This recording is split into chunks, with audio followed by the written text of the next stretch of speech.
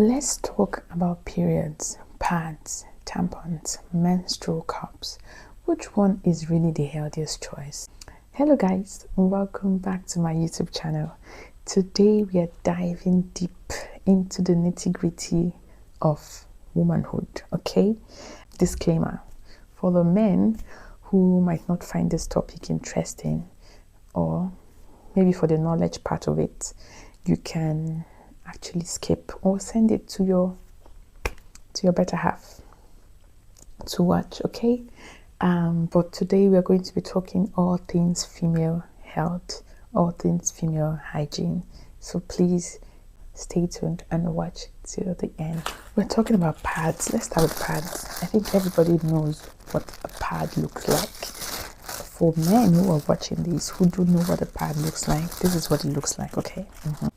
The pads are like the classic choice, the one we all grew up being told to use as, girls, as ladies. And for pads, you can see that it is one of the oldest and most common used period product. They are convenient, disposable, widely available, of course sometimes expensive, but you understand, many pads are made from plastic components, okay? Which sometimes causes irritation to the skin. You can't recycle them. So for pads, yeah, it's okay. Like I said, it is convenient. It's not biodegradable. It simply means that if this pad finds its way to maybe to the sea, for example, which I think there's a lot of them there, they can't decompose. You understand? They stay on the landfills for as long as possible, because of course it is made of plastic. And yeah, should I say that's one of the cons, but it's definitely not a pro. Health wise, some people experience rashes or discomfort due to the material used to produce pads. On the brighter side, they are easy to use and they require no insertion, okay? It is just put it on your undies and you're good to go. But the trick with this pad is that it comes with wings. They don't really stick most of the time, so you have to do like a double should I say double padding. So you have to put one pad and then make sure you use another pad to secure the other pad so that it stays put. That's a tip for people who are still struggling with this. So let's talk about tampons.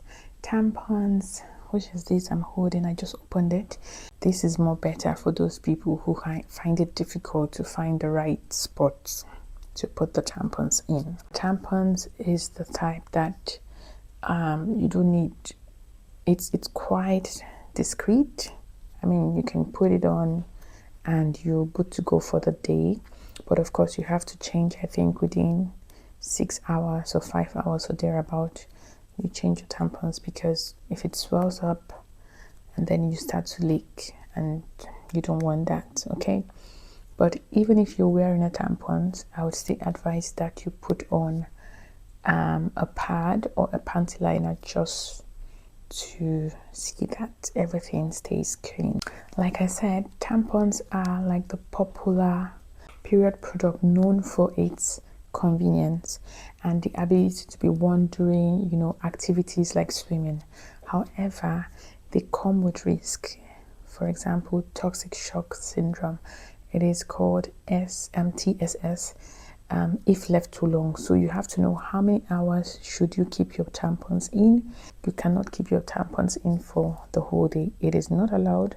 I think none of the products should be kept more than a particular or certain amount of time on hours. So you should be careful about that as well, to make sure that your tampons don't stay longer than it should, to avoid the shock.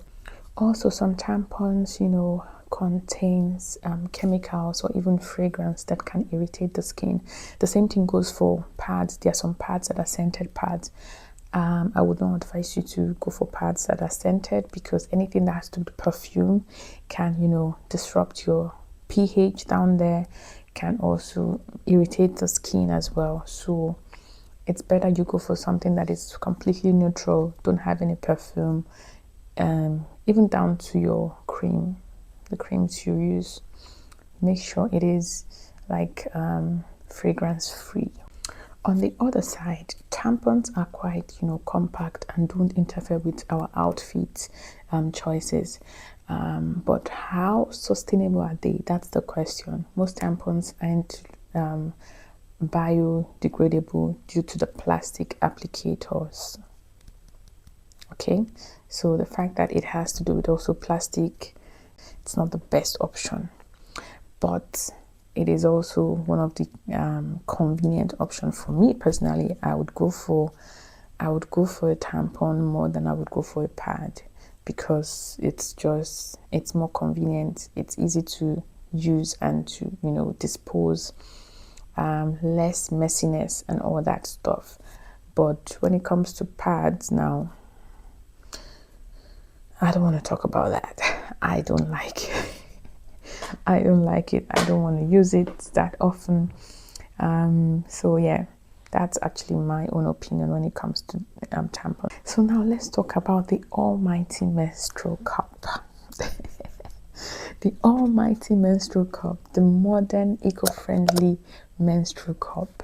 I think from all the products, this is the most eco-friendly period product on the market at the moment. Okay, if you want something that is less messier, that is easy to use, quick, of course, let me not say too quick to insert, no, but that goes longer hours before you change and you clean it up and all that story, this is your best option. Okay, so let's talk about the menstrual cup. Personally, for me, I feel the menstrual cup have been gaining popularity for its sustainability and cost efficiency. Okay, pads can cost a lot of money. Just imagine how much you will spend for a year in buying pads. It's going to be a lot, especially with tampons as well. But for menstrual cup, you get one cup and you can use this cup for as long as possible. This is a size L, so a size large, and the first cup I bought was a size medium. Was this medium? Yeah, a size medium, but nah, it's too small. I would advise any adult lady should go for a size L, because it's just more convenient, it holds more liquid, and it is more efficient. I think the size medium, even if you haven't given birth or gotten pregnant before, I would not advise you to go for this. It's too small. Even though it says it holds 20 ml, I would still go for a large. Okay, I would go for a large, because I feel this holds more and you don't have the fear of, oh, there's going to be spillage or no spillage and stuff like that. No, so I would go for an L and not for a medium. Okay, and also if you notice, the tail is quite short. Why? For these it's quite more better. There is something for you to hold on to. This is too short and you'll be struggling to bring this out. So but this, when you grab it, and then it has like this hold, you can see here the hold, how do I call this now, surface area. It helps you to be able to grab it and do the needful. Just like I said, period cups have been gaining popularity. It is made from medical grade silicone and they last for years and reduce waste drastically compared to pads and tampons. However, using them requires a learning curve and not everyone finds them comfortable or practical. That's the truth. In the beginning, it might be confusing. You might have a lot of spillage. You might just be uncomfortable with it, but I bet you it is the best choice you could ever make, especially if you don't like the messiness that comes with using pads or tampons. Okay, then I would advise you to go for the period cups, because it is just the best.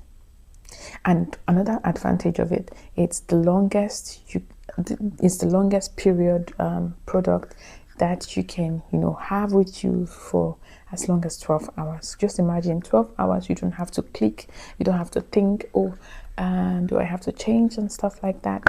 Maybe if you're having like a heavy flow, then you can, you know, reduce the hours maybe to 8 hours.